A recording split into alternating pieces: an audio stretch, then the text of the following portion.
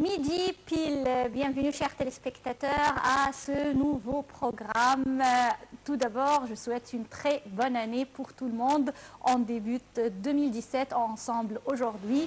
Midi pile pour tous les dimanches, ça sera un magazine touristique.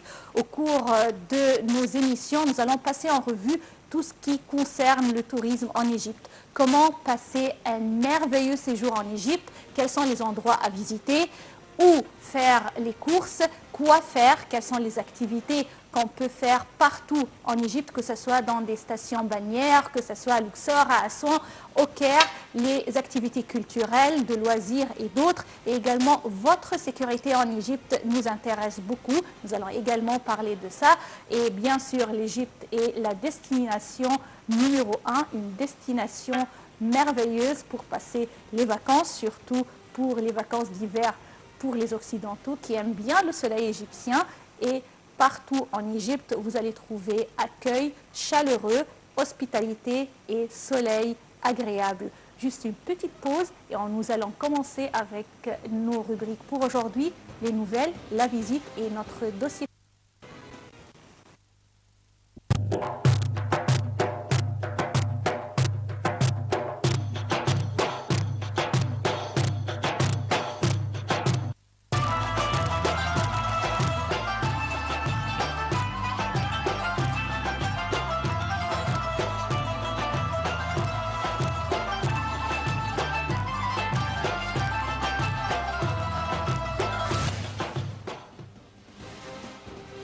Nous allons commencer notre édition avec les nouvelles touristiques, dernières nouvelles touristiques. Alors, il s'avère que 2017 sera vraiment une année prospère pour le tourisme et la sécurité en Égypte, puisque les villes égyptiennes connaissent actuellement un retour graduel du tourisme étranger, surtout afin de célébrer les fêtes, Noël, le Nouvel An, dans les stations balnéaires et également à Luxor et à Assouan.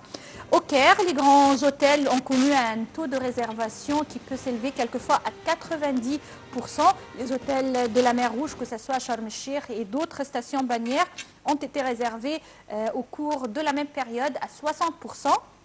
Sharm el-Sheikh qui est la destination numéro 1 concernant la mer Rouge, a assisté au retour du tourisme allemand avec la planification d'accueillir 5 vols par semaine venant de l'Allemagne envers Sharm el-Sheikh. Et bien sûr, ce pas positif reflète le regain de confiance des grandes agences du tourisme en Égypte, nation incontournable pour les touristes venant des 4 coins du monde. Parlant événements, l'agenda égyptien sera vraiment chargé avec beaucoup d'événements concernant le tourisme en 2017. Le ministre du Tourisme, Yahya Rachid, s'est entretenu avec l'ambassadeur suisse au Caire, Markus Littner, afin de passer en revue comment nous allons célébrer les 200e anniversaire de la disparition de grands explorateurs suisses, Johann Ludwig Burckhardt, connu également sous le nom de Cheikh Ibrahim Burckhardt. Alors pourquoi cet explorateur est vraiment très connu partout? Parce qu'il a joué un rôle important pour la découverte du temple d'Abou Simbel. Burckhardt est mort en 1817 et il a été enterré ici en Égypte. Alors une grande célébration est prévue afin de fêter l'occasion dans une atmosphère mythique au pied d'Abou Simbel avec la participation de plusieurs artistes égyptiens et suisses. Cet événement aura lieu en février prochain, alors marquez cette date sur votre calendrier parce que ça sera vraiment une occasion pour découvrir la beauté des monuments égyptiens.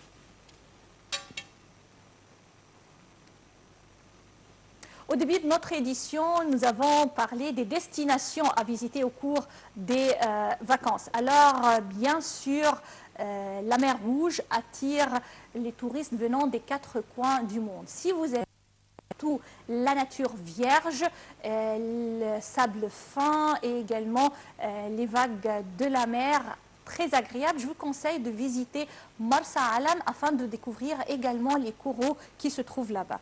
Marsa Alam se trouve près du tropique du Cancer, c'est à la confluence du désert d'Arabie et de la mer Rouge. Ses palmiers, ses mangroves et son littoral bordé de récifs coralliens en font un véritable paradis tropical. Cette ville s'est déjà taillée une bonne réputation pour ses nombreux sites de plongée inaltérés, aussi bien près des côtes qu'au large.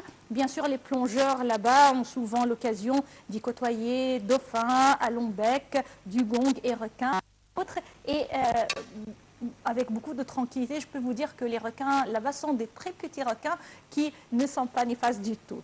Alors, afin de mieux parler du tourisme à Marsa Alam et comment la saison a débuté, la saison d'hiver a débuté pour le tourisme étranger à Marsa Alam, nous avons contacté par téléphone M. Adel Zaki. M. Adel Zaki est l'ex-président du comité du tourisme extérieur au sein de la Chambre de l'Agence du tourisme en Égypte. Allô, bonjour. Allô? Je ne sais pas, est-ce que le téléphone, il est déjà prêt avec nous, Monsieur Adel Zaki, l'ex-président du comité du tourisme au sein de la Chambre des agences du tourisme? Allô? Alors, jusqu'à ce que le téléphone soit prêt, nous allons prendre une petite pause, puis nous allons enchaîner avec les rubriques d'aujourd'hui. Restez avec nous.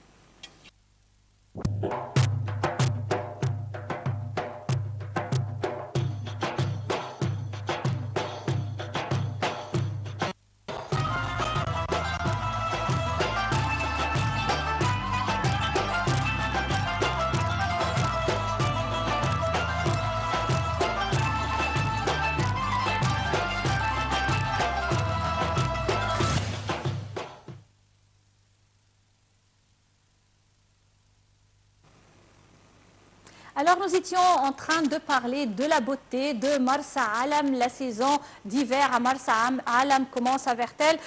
Nous avons su contacter M. Adel Zaki, ex-président du comité du tourisme extérieur au sein de la Chambre des agences du tourisme. Allô, bonjour.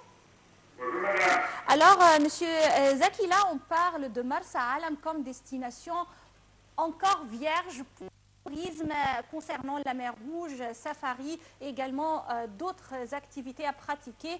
Alors, parlez-nous un peu de cette destination et comment les agences du tourisme autour du monde accueillent cette destination sur leur emploi temps. Vous avez dit quelque chose de véridique. Marsa Alam est plus ou moins encore vierge. Les développements touristiques à Marsa Alam, hôtels et consorts ont commencé il y a peut-être une quinzaine d'années. Mais vraiment très lentement, le plan était de ne pas inonder la place, les plages d'hôtels, de ciment, etc. Donc, ça a été bien pensé, ça a été bien fait. On a un certain nombre d'hôtels. On a une marine fantastique, une des meilleures de la mer Rouge, pratiquement. On a un aéroport secteur privé, qui était une première en Égypte. Et vraiment, c'est une destination, je veux dire, en principe, on l'avait conçue comme un peu huppée pour des gens assez quand même, qui ont des moyens financiers assez importants ou un peu plus que normaux. Mais à cause de la situation politique, et depuis les années 90, ils ont été obligés aussi de vendre à des moins bas, à accepter des charters venant principalement d'Europe. Et malgré tout ce qui s'est passé dernièrement du côté de Hurghada, Sharm el-Sheikh, l'avion russe, ça a un peu touché bien sûr la destination, parce que les tours opérateurs ou les low cost des avions et tout ça savent que c'est quand même assez loin de tous ces événements. Donc, les vols charters d'Italie, d'Allemagne, d'Angleterre, de certains pays, ex-pays de l'Est, comme la Pologne, la République tchèque, etc., ont continué à travailler sur Marsa Alam, mais il y a quand même eu un petit, un petit ralentissement. Alors ça, c'était ma question. Monsieur Zaki, je voudrais parler de comment accéder à Marsa Alam. Avant, c'était à travers Hurghada, mais je crois qu'actuellement, il y a un aéroport qui est Marsa Alam, tandis que les vols jusqu'à Marsa Alam, même pour les Égyptiens, sont un peu chers. Alors, selon vous, comment peut-on vraiment lutter contre ce point négatif qui vraiment freine beaucoup de gens à visiter Marsa Alam? Je vais vous dire une chose. Il y a, comme je vous disais au début, il y a un aéroport international secteur privé. Ce n'est pas le gouvernement ou le ministère de l'Aviation qui a construit cet aéroport. C'est un secteur privé et qui reçoit très bien équipé. Il y a des pistes d'atterrissage qui permettent d'atterrir des gros porteurs. Et c'est dans cet aéroport qu'arrivent tous les trafics d'Europe. En ce qui concerne le tourisme local égyptien, le seul accès, c'est Egyptair. Et comme Egyptair, c'est un monopole de fait, ils sont les seuls qui... il y a certaines petites compagnies égyptiennes privées qui essayent, mais Egyptair ne leur permet pas de réussir parce qu'ils pensent que c'est leur chasse gardée. La personne... donc, ils mettent les prix qu'ils veulent. C'est le même problème que nous avons sur Hurghada, Luxor, Assouan, Sharm el-Sheikh. Tous les vols internes sont assez chers et c'est une question de monopole. Alors, si c'était un marché libre, on aurait eu une concurrence entre certaines compagnies aériennes, les prix auraient certainement baissé. Le seul moyen pour accéder pour l'Égyptien qui n'a pas le moyen de payer de 2000 livres ou 1700 livres le billet d'avion à la retour, c'est la voiture, où il y a un service, je pense qu'il y a un service d'autocar qui fait le Caire, Hurghada, Marsa Alam. C'est très long, mais c'est beaucoup meilleur marché. Oui, alors c'est long, mais ça mérite le coup vraiment de le faire. Dernière question. Oui, dernière question, Monsieur Adelzaki, je voudrais savoir la saison d'hiver à Marsa Alam. Comment on peut l'évaluer avec le commencement? Bien sûr, les réservations sont là. Alors, je voudrais savoir comment voyez-vous cette saison d'hiver avec cette destination écologique et vierge? Je pense que ça va être assez moyen parce que jusqu'à hier, par exemple, la pleine période des fêtes, Sharm el-Sheikh, le taux de remplissage était de 38%. Bien pour une saison pareille. Une saison pareille, dans le temps, c'était plus que 100%. Il y avait même du surbooking, il y avait beaucoup de choses comme ça. Mais je ne pense pas que ça ne va pas bien reprendre cette saison.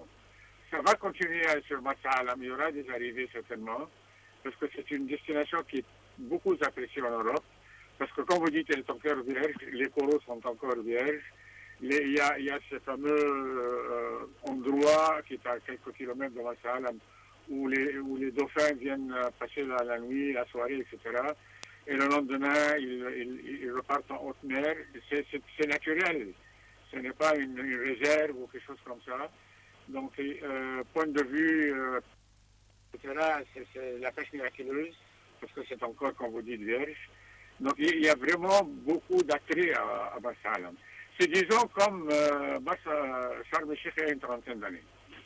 Monsieur Adelzaki, je vous remercie infiniment. Je vous rappelle que vous êtes l'ex-président du comité du tourisme au sein de la Chambre des agences du tourisme. Mais avant de prendre une petite pause, je vous dis également que le tourisme revient petit à petit dans ces stations balnéaires.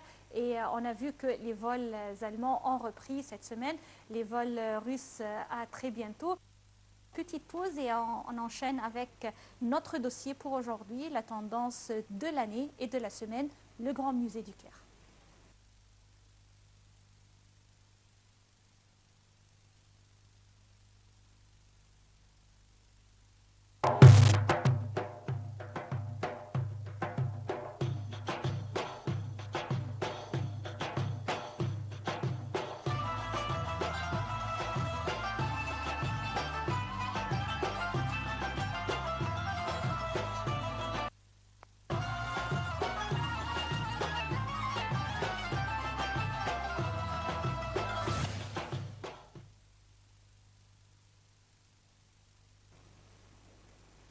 retour au plateau, notre programme Midi Pile et le magazine touristique. Alors, le dossier de l'année pour l'Égypte, bien sûr, c'est le grand musée du Caire, un projet ambitieux que l'Égypte vraiment est fière de l'accueillir sur ces terrains. Pour mieux parler de la construction et également des différents secteurs et parties de nous avons contacté par téléphone Dr Maï Zaki, professeur de l'égyptologie. Bienvenue à notre programme. Bonjour Dr Maï. Bonjour et bonne fête du Nouvel An 2017.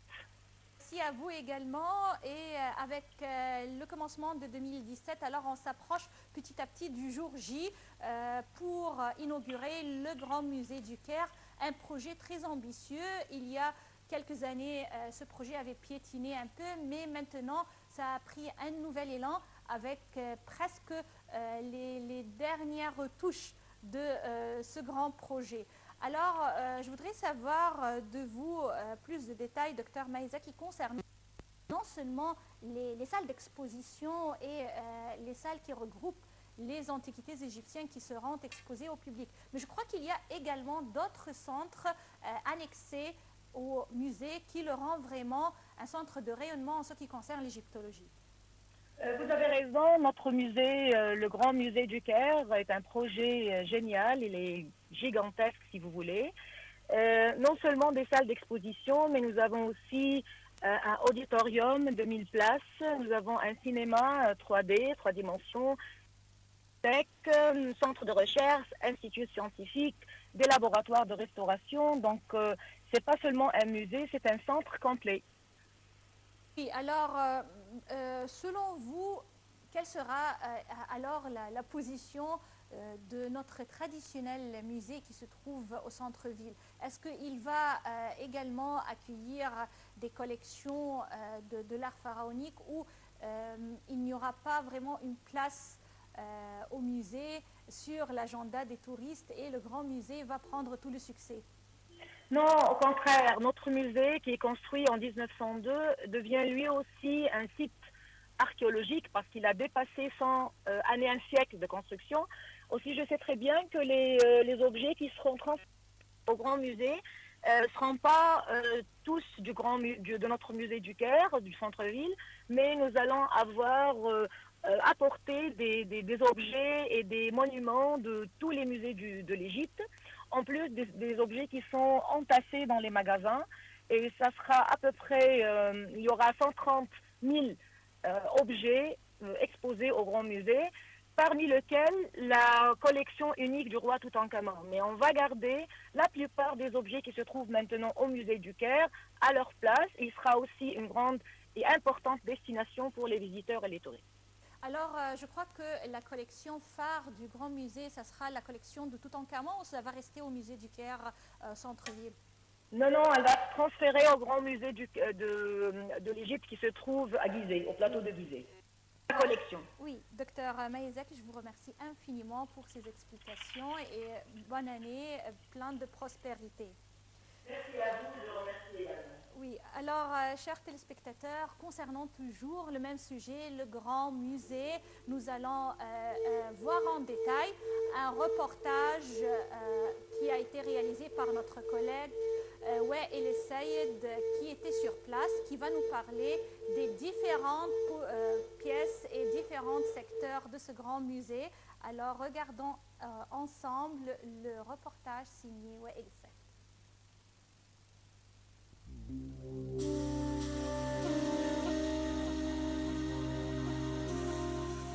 Le Grand Musée égyptien, en anglais Grand Egyptian Museum, est en cours de construction situé près des pyramides de Gizeh en Égypte.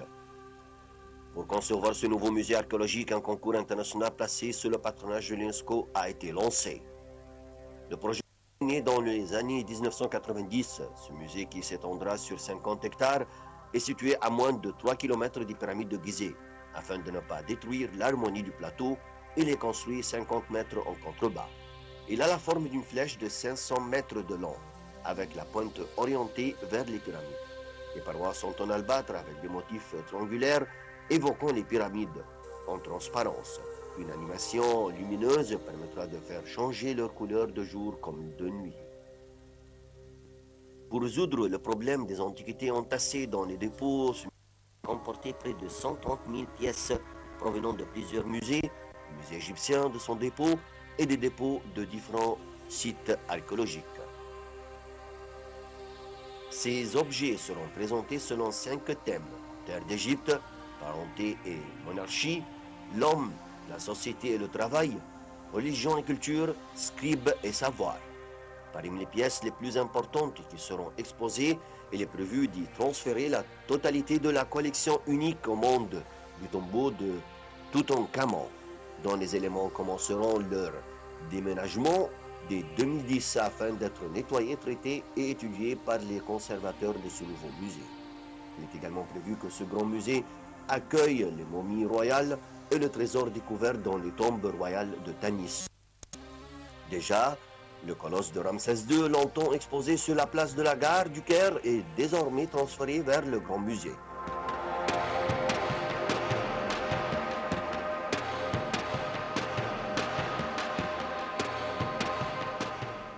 Les 2 phases déjà terminées. Le musée inclut un centre de restauration équipé de laboratoires, d'entrepôts, de centres énergétiques ainsi que d'une unité de pompiers. Les travaux ont débuté en février 2012 pour se terminer en juillet 2015. Cette phase comprend des galeries d'exposition, un centre de conservation ainsi qu'un centre commercial et des restaurants. Le projet aura coûté 5 milliards de livres égyptiennes, sachant que le gouvernement japonais a financé une grande partie du projet sous forme de prêts devant être remboursés dans les 10 ans de l'inauguration.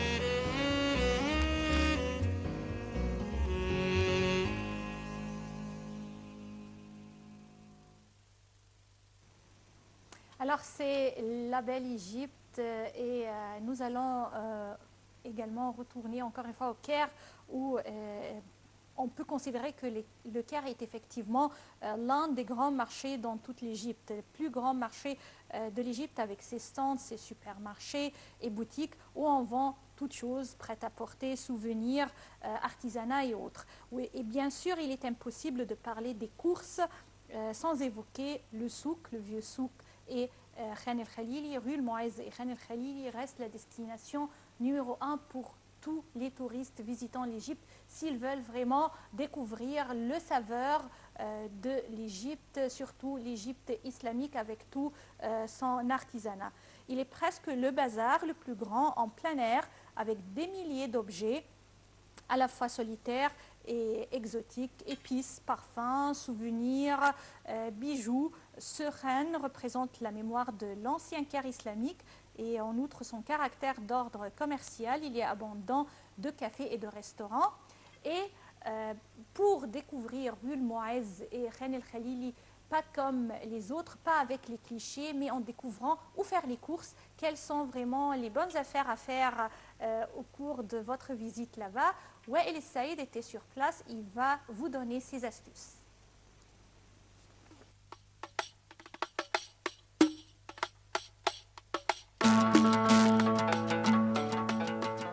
La rue El Moaïz est un des célèbres sites touristiques du Caire islamique. Ce site abrite un ensemble de monuments qui représentent les différentes dynasties de l'époque islamique en Égypte. Les touristes ne viennent pas seulement pour visiter cette rue, mais aussi pour chercher leurs souvenirs. Il y a des magasins qui vendent des produits touristiques différents. Parmi ces produits, on peut citer le papyrus où les tombeaux pharaoniques sont représentés.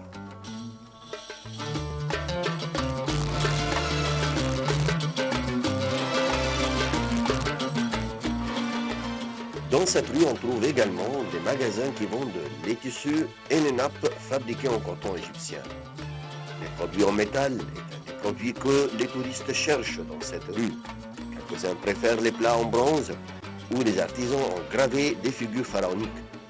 D'autres touristes cherchent les statues qui sont en bronze ou en pierre. La pierre est un des produits que les touristes parce que les ont fabriqué des statues de stèles et des vases en granit, en albâtre et en calcaire. Ce genre de cadeau est un des fameux souvenirs que les touristes se précipitent à acheter. Les touristes s'intéressent aussi aux épices, dont la ville d'Aswan est connue pour.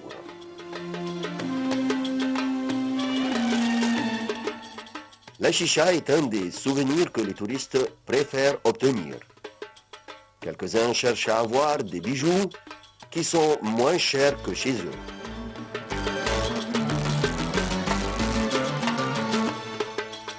La rue Moaïz est un site qui reflète une image historique et commerciale. Wael Saïd, Nal TV International.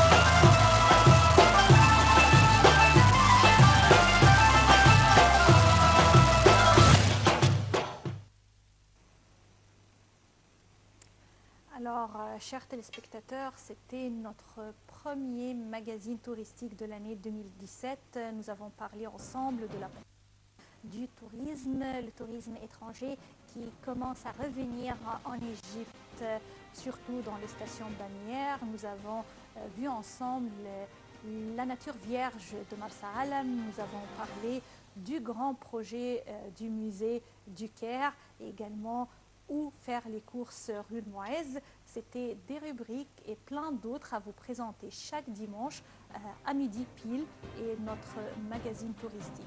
Je vous souhaite de passer d'excellents moments sur Nal TV International et une nouvelle année 2017, plein d'agréables moments et également plein de prospérité et de réussite. Merci pour votre attention et au revoir.